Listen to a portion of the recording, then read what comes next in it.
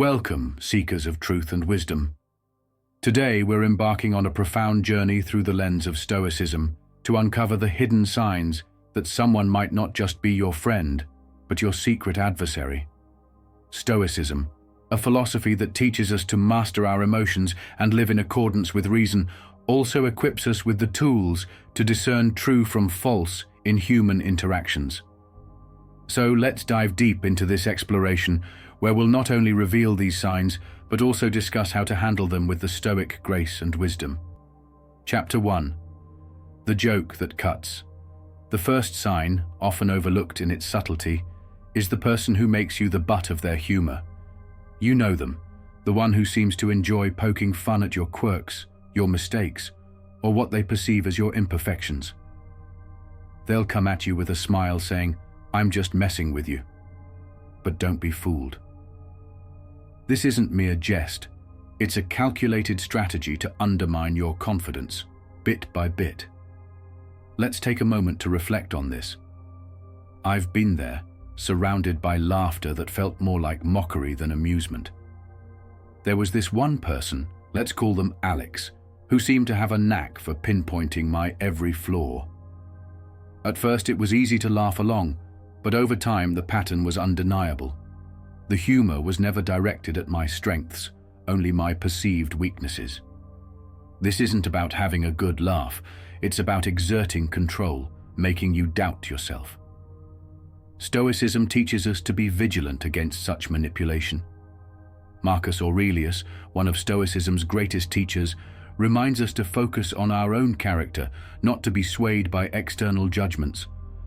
When faced with such humor, ask yourself, is this bringing out the best in me, or is it meant to belittle? If the latter, it's time to address it or distance yourself. Remember, true friends elevate, not denigrate. Chapter 2. The art of the backhanded compliment. Moving on, let's tackle the backhanded compliment, a masterclass in passive aggression.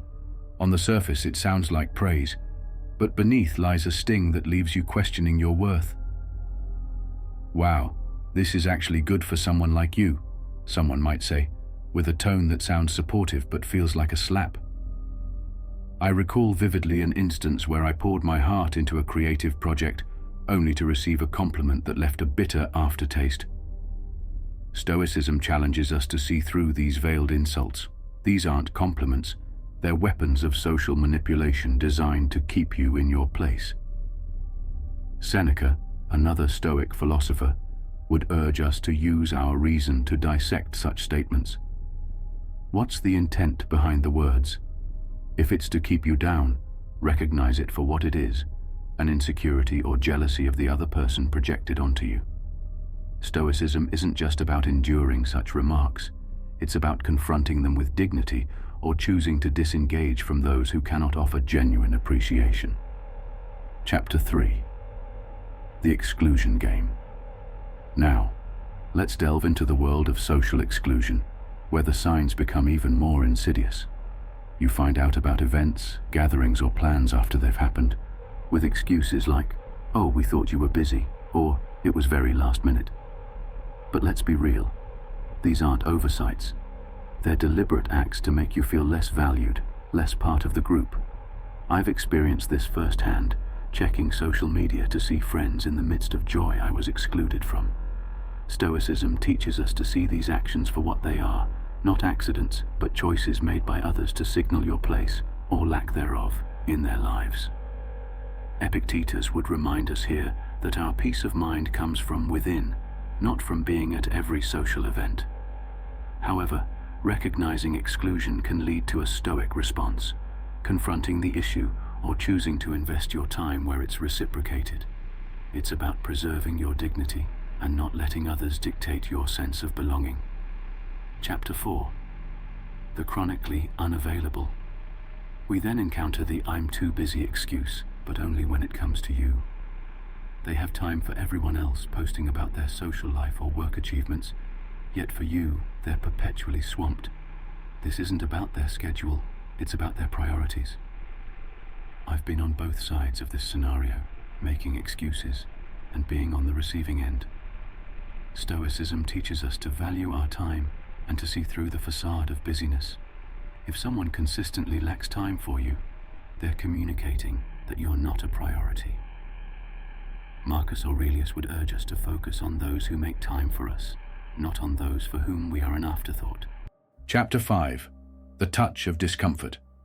Physical contact, or the lack thereof, can be a profound indicator of hidden dislike. We're not just talking about romantic relationships here. We mean the basic human interactions like a handshake or a friendly pat on the back.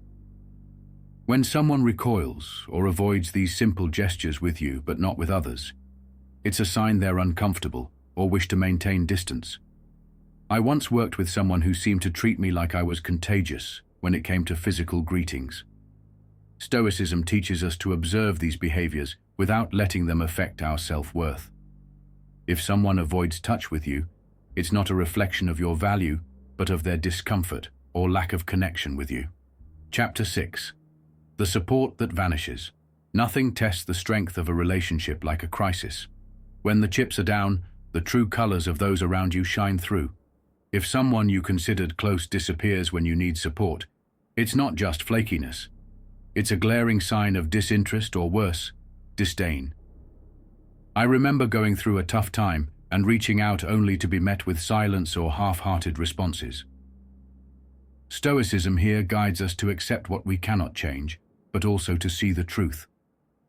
Those who vanished during your darkest hours were never truly there for you. Seneca would argue that we should cultivate relationships where support is mutual, not conditional on convenience. Chapter 7. The Whisper Network. Lastly, let's address the poison of gossip. When someone you trust turns around and talks about you behind your back, it's not just a breach of trust. It's a declaration of their lack of respect for you. Gossip isn't innocent. It's a weapon used to manipulate social standings and personal reputations. I've been on the receiving end of this, where personal confidences became public entertainment. Stoicism teaches us that true friends do not erode trust for social gain. Epictetus would say to focus on those whose words match their actions, who speak of you with the same respect in your absence as in your presence. Stoic reflections and actions. In wrapping up, Stoicism isn't just about enduring these signs of hidden dislike. It's about responding with wisdom. Self-examination. Before reacting, reflect. Are these signs truly about you, or are they reflections of others' insecurities or issues? Confrontation. When necessary, address the behavior. Stoicism advocates for directness over passive acceptance, but with calm and reason, not anger. Boundaries. Set clear boundaries. Stoics value their inner peace and integrity, so if someone consistently violates these, it's time to reassess the relationship. Detachment. Practice emotional detachment from those who do not contribute positively to your life. Stoicism teaches that our peace comes from within, not from pleasing others or seeking their approval. Gratitude. Focus on those who genuinely care. Stoicism reminds us to be thankful for true friends, for they are rare and valuable. Self-improvement. Use these experiences as lessons for personal growth. Every interaction, good or bad, is an opportunity to fortify your character. In the end, Stoicism guides us to live a life of virtue, where we are not swayed by the external but guided by our internal compass of wisdom, justice, courage, and temperance. So, as we navigate these signs of hidden dislike, let us do so with the Stoic virtues at our core, transforming challenges into opportunities for growth and understanding.